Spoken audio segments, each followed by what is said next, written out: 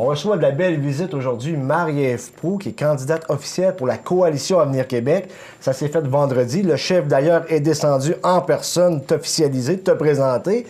Je t'ai senti émotive, très nerveuse également. Qu'est-ce qui s'est passé? Pour moi, de devenir candidate pour la CAQ, c'était quelque chose que j'attendais, comme me présenter politiquement, faire mon coming out, comme on dirait. Okay. Ça fait en sorte que ça faisait tellement longtemps que je voulais faire ça. C'est ce qui explique. Oui, j'avais vraiment le goût de participer à changer le Québec, à améliorer. Puis c'est là l'opportunité qui s'est présentée à moi. Puis ça m'a rendue nerveuse et émotive, oui. On peut comprendre. On a parlé à ta mère qui était présente, une femme super intéressante d'ailleurs. Elle nous a dit que c'était comme une vocation. Toi, tu as senti un appel. Peux-tu nous décrire un peu l'appel que tu as ressenti? Tu viens nous en énumérer un peu quelques éléments, mais...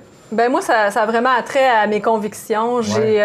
Pour moi, c'est clair qu'il y a des citoyens, on est au Québec, il y a des choses à faire évoluer, à faire grandir. J'ai envie de participer à ça.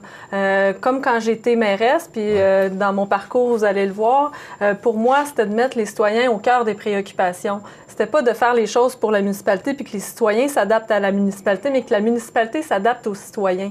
Okay. J'espère qu'on arrive à changer cette logique-là au Québec puis qu'on le fasse aussi comme ça. Puis je pense qu'on peut le faire via la Coalition Avenir Québec. Parce que tu veux un État au service des citoyens. Tu as l'impression que présentement, c'est les citoyens qui sont au service de l'État? Oui, c'est un peu le sentiment que j'ai où on se fait dire quoi faire, où on se fait dire « bon, mais c'est là qu'on investit, c'est ça qu'on fait ». Donc, je trouve qu'il y a un manque de communication entre les citoyens et l'État. Puis moi, j'ai envie de travailler là-dessus. Ça fait partie, entre autres, de mes convictions. Tu veux être à l'écoute de la population, parler le message des gens de la Côte-du-Sud au gouvernement. Ah oui, ça, c'est indéniable. Je viens d'ici. Je suis née ici. Ouais. Je suis partie étudier à l'extérieur. J'ai fait mon bac, ma maîtrise en travail social. Okay.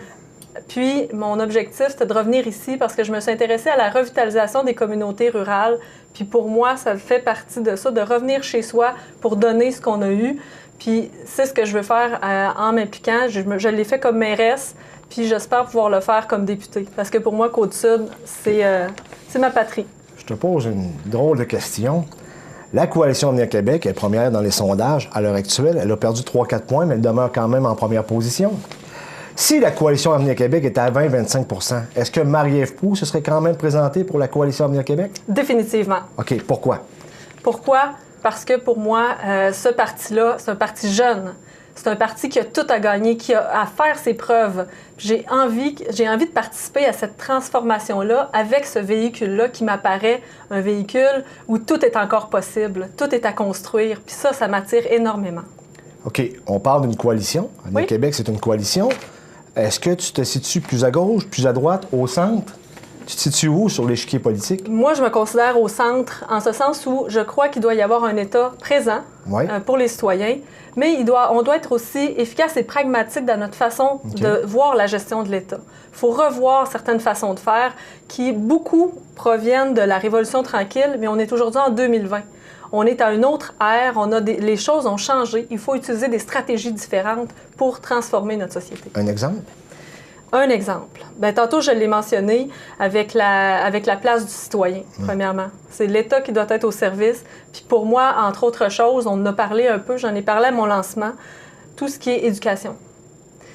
Je considère qu'il y a de plus en plus de petites écoles qui devront ou qui doivent fermer ou qui sont en train de fermer. Sainte-Lucie-de-Beauregard, on est un bel exemple. Dans notre MRC, Sainte-Lucie-de-Beauregard. Ouais. Dans cette perspective, en 2018, il y a des technologies de l'information, imaginez-vous. Ces technologies-là pourraient servir l'éducation, mais on ne le voit pas. Il y a des modèles qui existent d'écoles innovantes en réseau où les écoles sont branchées avec d'autres écoles et partagent les ressources. OK.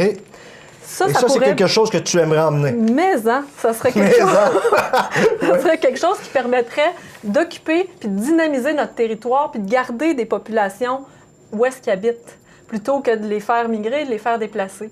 Ça permettrait d'occuper de façon dynamique notre territoire. C'est des petits exemples comme ça qui peuvent faire une grande différence au Québec. Il faut se mettre au goût du jour. Puis j'ai pas l'impression qu'on a pris le train encore du goût du jour. Okay.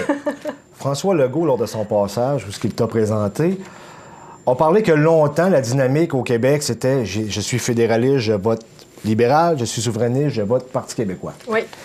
Lui et sa formation se dit nationaliste. Oui. Tu es d'accord avec cette position-là? Clairement. Tu te sens-tu une nationaliste? Ah oui, je suis très fière d'être québécoise, puis il faut défendre la particularité du Québec au sein du Canada. Pour moi, c'est clair, net et précis, il n'y a aucun doute. On est différents, puis on peut le faire valoir. Il ne faut pas être gêné de ça. Je te pose une question piège.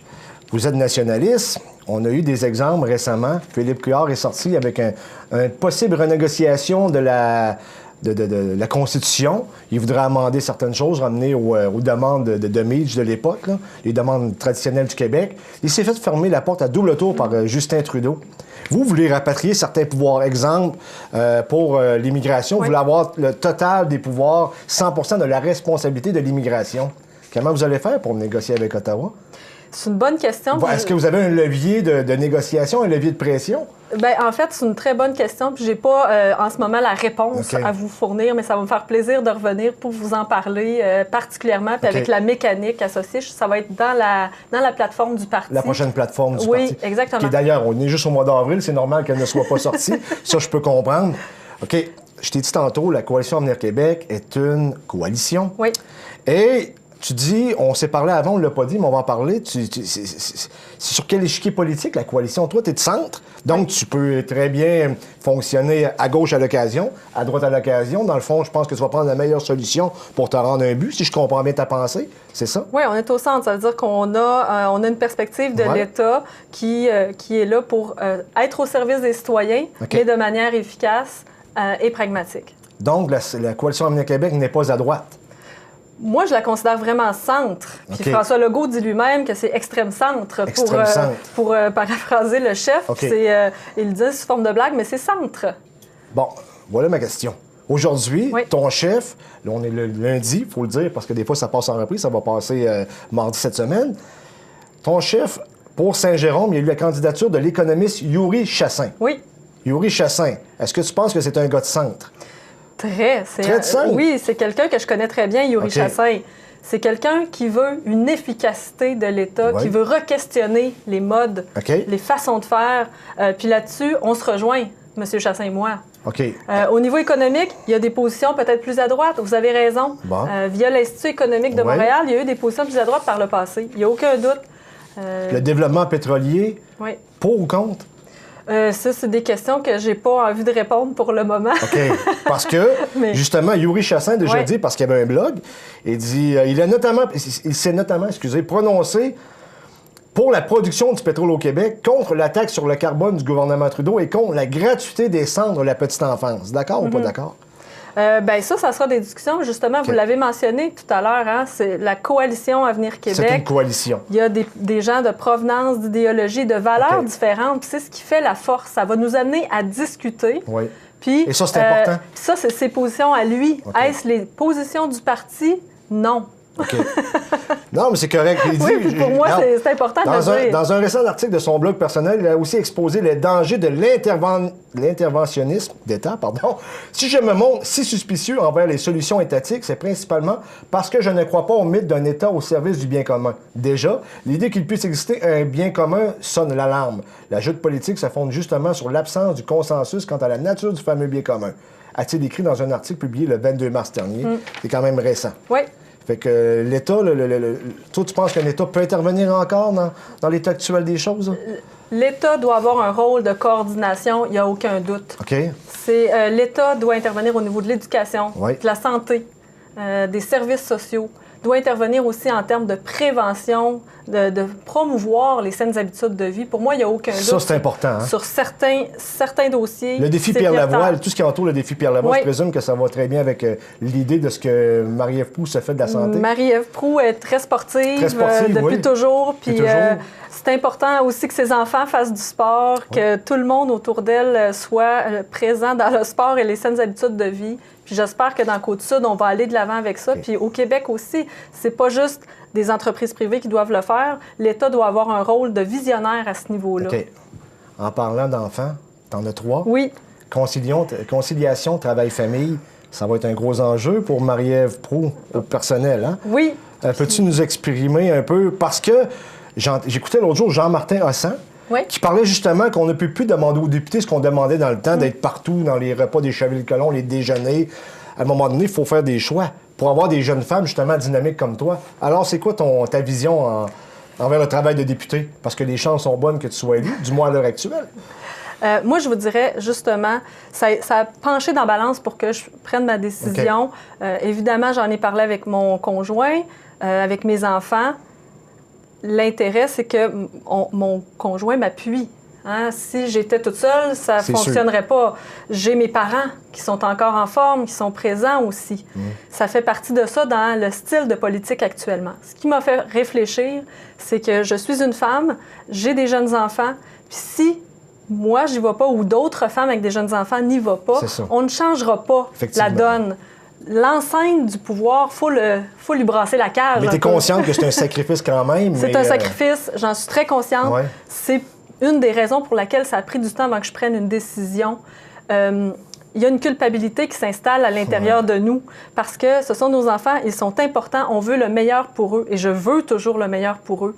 C'était de trouver la façon de concilier cette place que je veux pour le donner au Québec et celle à mes enfants. Puis avec mon conjoint, on est arrivé à une organisation qui va nous permettre de le faire. Puis sinon, je ne serais pas là pour vous en parler aujourd'hui. Sur ça, rapidement, Marie-Ève, peux-tu nous parler de tes trois priorités? Mes trois priorités pour Côte-du-Sud sont l'occupation du territoire, développement du territoire, l'économie et l'éducation. Pour moi, ça comprend plusieurs choses.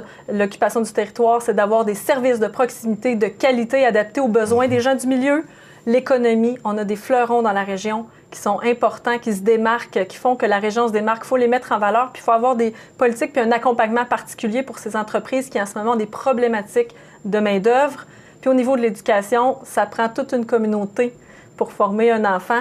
Donc, il faut travailler davantage ensemble. Pour moi, c'est prioritaire. C'était Marie-Ève Proulx, la candidate officielle de la Coalition Avenir Québec. On rappelle que les élections vont avoir lieu le 1er octobre 2018. Ça risque d'être fort intéressant. Merci, Marie-Ève. Merci.